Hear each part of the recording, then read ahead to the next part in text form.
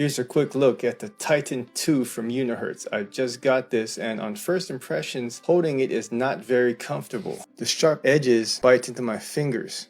I thought this case that it comes with would help with the comfort, but as you can see from the design, it still has sharp edges, and the back is pretty much the exact same material as the back on the phone. And actually, the edges of the case feels rougher.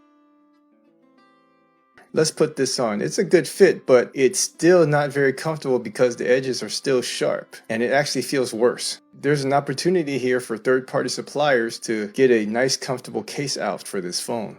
Size-wise, compared to the original Titan, it looks like a modern interpretation. The bezels on the top and bottom are slimmer overall, and it just has a more modern look. Gone is the huge light plastic bezel on the top, but it has a dark plastic bezel. As you can see, the dimensions of the screen and the keyboard height is pretty much the same. The keys, however, are identical in shape to the Titan Slim, which means it has an upward slant on the keys for better feel on the fingertips, only that it's wider. I think it's an improvement over the original Titan's flat keys. What's missing though is the fingerprint scanner in the front, which doubled as a home key on the original Titan. On the new one, it's integrated into the side fingerprint scanner. Other than having a physical keyboard to type with is the ability to use keyboard shortcuts from the home screen, such as here I have S programmed to launch Weibo, which is my stocks browser. To program in the keyboard shortcuts, you go into settings, it's under shortcut keys, and then it's under letter key. Here you can program the actions for a long press or a short press. What's weird about this setting is that if you actually try to type in keyboard shortcuts in the search bar, it shows up as listed under Intelligent Assistance.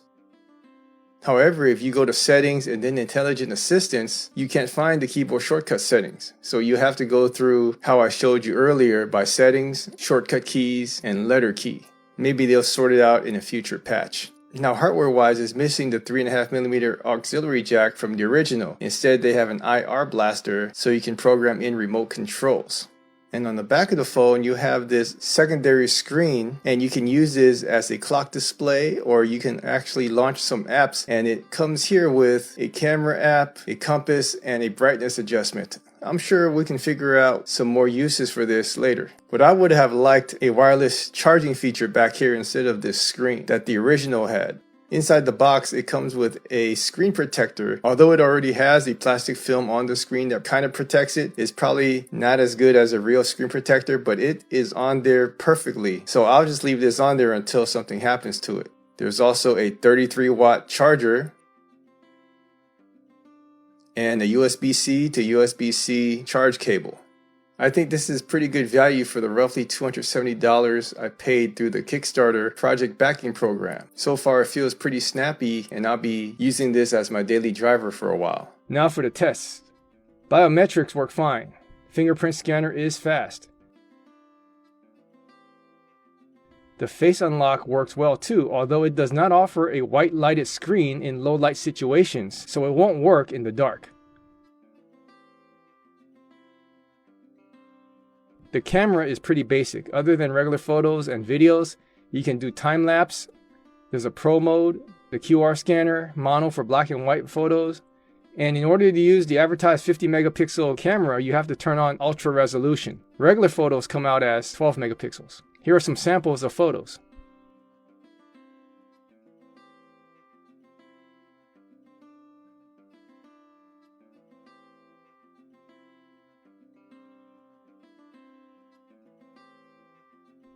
For video, it records up to 4K.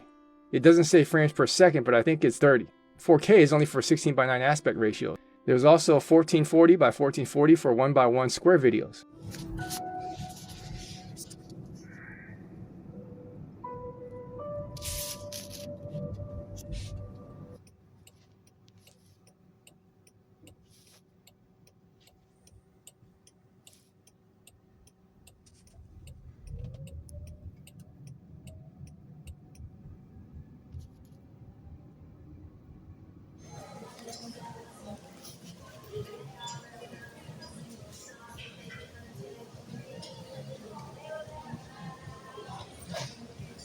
Here's how YouTube functions, and it also tests out the speaker for dialogue. Randomly and intentionally think about each day. Or are they merely ideas that run through your mind? If that's all you know about thoughts, you are missing the whole universe. Thought is the highest function you are capable of. Let's say a rich person gives you $100,000 each day. You can spend the money in any ways you want. But the catch is, by the end of each day, any of the money you don't finish spending, the rich person will ask you to return. As you can see, videos in the short format come in zoom, so you'll be missing the top and bottom portions of the screen. In order to watch the shorts properly, you're going to have to enable the mini mode, which puts black bars on the sides. But at least the aspect ratio is correct, and you'll see the whole video. But the catch is, by the end of each day, any of the money you don't finish spending, the rich person will ask you to return the remaining amount. And you play this game for 5 days in a row to see how well you do. This is not a dream, you're already playing this game every day. Each day everyone is given 86,400 seconds. If you waste any of that, you will lose it forever. The next day repeats with another 86,000. Here's a sound test. There's a single speaker on the bottom.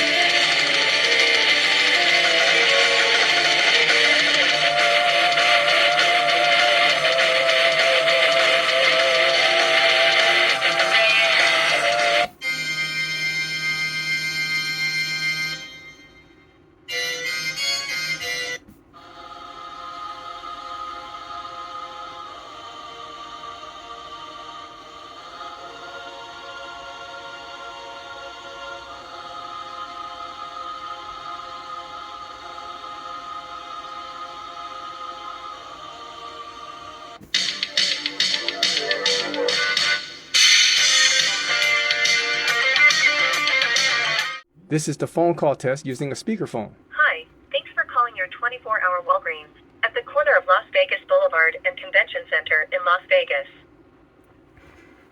Para continuar en español, oprima 9. Now I'm going to leave a voicemail to myself to test the microphone. 69.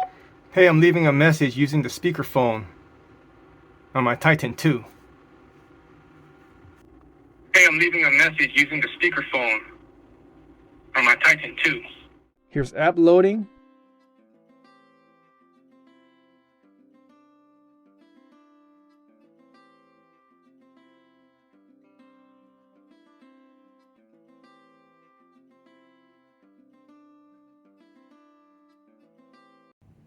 Brain, disperse the chemicals, issue the signals to travel along your spinal cord, reaching to the and split screen mode in your legs, and finally commanding the movement of your legs to take a step forward.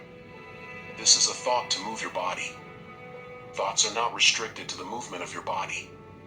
For example, you can have a thought to desire wealth, or you can have a thought. Wireless Android Auto worked fine. I had a 3-hour road trip and there were no issues, none at all. Not even a disconnect, and the GPS signal was very stable and strong. So was the audio streaming. That's it for now. This will likely be my new daily driver for a while, as I love physical keyboards and this form factor. A full review will be coming soon.